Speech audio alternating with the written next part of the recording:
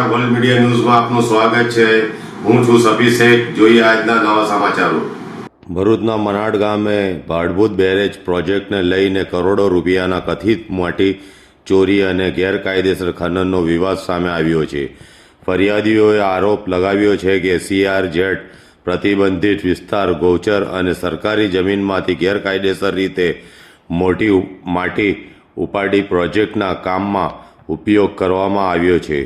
ફરિયાદીઓના જણાવ્યા મુજબ કોઈ માન્ય પરમિટ કે મંજૂરી વિના મોટા પાયે ખોદકામ કરવામાં આવ્યું હતું, જેના કારણે સરકારને કરોડો રૂપિયાનું નુકસાન થયું છે।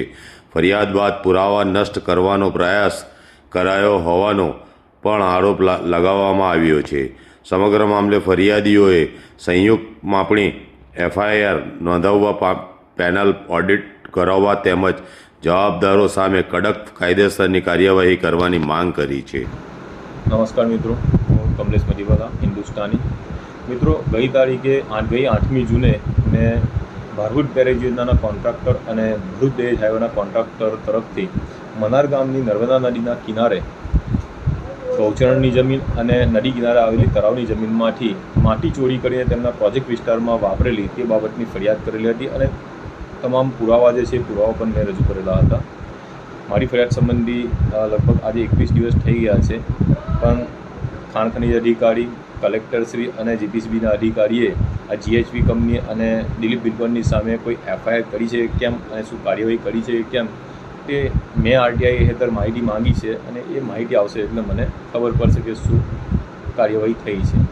પરંતુ 2 દિવસ પહેલાં જે મારા મેઘામ અને મનાર ગામના જે સાથીઓ છે તેમના તરફથી મને મેસેજ આવ્યો કે ભાડભૂત બેરેજના જે કોન્ટ્રાક્ટર છે દિલીપ બિલકર, તેમના તરફથી જે તમારી ફરિયાદ છે એ ફરિયાદવાળા વિસ્તારમાં માટી નાખવામાં આવી રહેલી છે।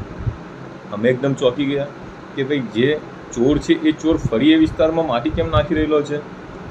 એક વાત તો પાક્કી થઈ ગઈ કે ભાડભૂત બેરેજના કોન્ટ્રાક્ટર દિલીપ બિલકરને જ તે વિસ્તારમાંથી માટી ચોરી કરેલી છે અને તેમણે પુરાવાનો નાશ કરવા માટે આ માટી નાખવાનો પ્રયાસ કરેલો છે। એટલે અમે ત્યાં ગઈકાલે ત્યાં બનાવ સ્થળે ગયા તો ત્યાં જોયું તો 50-60 ટ્રક માટી ત્યાં નાખી અને એ વિસ્તારમાં પાથરેલી હતી અને પુરાવાનો નાશ કરવાનો પ્રયત્ન કરેલો હતો। અમારા જે સાથીઓ છે એ માટી નાખતા વિડીયો પણ દિલીપ બિલકરના ટ્રકોના લીધેલા છે।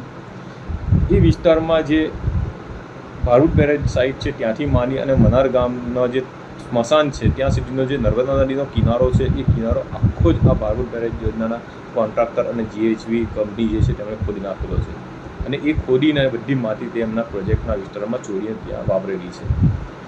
એ રીતનો એમણે જે આ નદી કિનારો જે ખોદી નાખેલો છે કે નદીના પાણી જે છે એ નદીના પાણી ઉપર ખાનગી જમીનોમાં, સરકારી જમીનોમાં પ્રવેશે અને ગામની સીમોમાં પ્રવેશે એ રીતે એ નદી કિનારો એમણે ખોદેલો છે।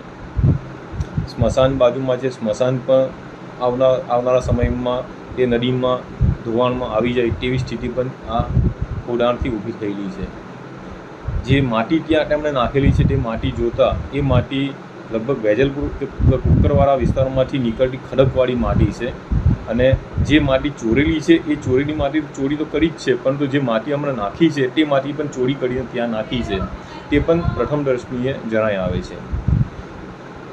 અમે મારી જે આ ફરિયાદ 8મી જૂનની હતી તે સંબંધી પુરાવો નાશ કરવા માટેનો જે પ્રયાસ ભાડભૂત બેરેજના કોન્ટ્રાક્ટર તરફથી થઈ રહેલો છે તે બાબતની આજરોજ મેં ફરિયાદ GPCBના અધિકારીને, ખાણ ખનીજના અધિકારીને અને કલેક્ટરશ્રીને પણ આ ફરિયાદ કરી છે અને એ સંબંધી મેં પુરાવાઓ પણ સાથે સાથે રજૂ કરેલા છે। જે વિડીયોગ્રાફ્સ લીધેલા છે, ફોટોગ્રાફ્સ લીધેલા છે તે પણ મેં એક મારી ફરિયાદ સાથે રજૂ કરેલા છે।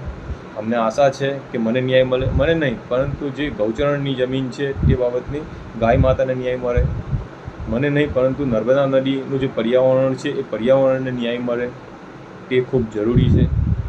ભરૂચ જિલ્લામાં તો હાલ એવી અફવાઓ ચાલી રહેલી છે કે ખાણ ખનીજ કચેરી નામર્દ બની ગયેલી છે, GPCBની કચેરી નામર્દ બની ગયેલી છે, પરંતુ હું એ વાતમાં સત્યતા જરા પણ નથી એવું માનું છું।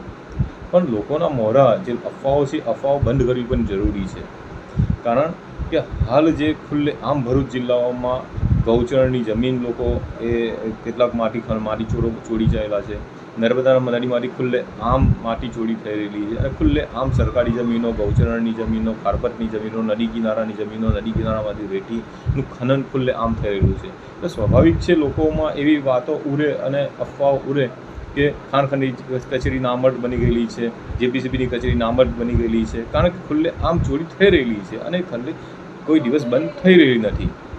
પરંતુ મારી જે ફરિયાદો છે એ ફરિયાદો સંબંધી ગાય માતાને ન્યાય મળે, નર્મદા નદી અને પર્યાવરણને ન્યાય મળે તે માટેની હું ખાણ ખનીજ કચેરીને બે હાથ જોડીને આશા રાખું છું.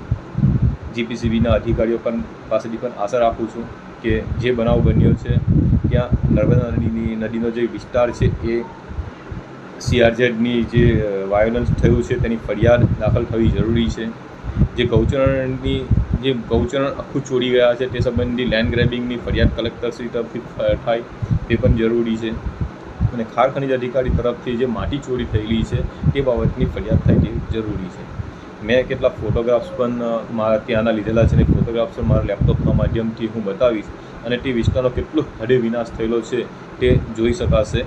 અને મારી આ ફરિયાદ સંબંધી સારી રીતે વહીવટીતંત્ર, ખાણ ખનીજ અધિકારી અને JPCB અધિકારીઓ તરફથી તપાસ થાય તેવી આશા સાથે હું જય ભારત, જય હિન્દ.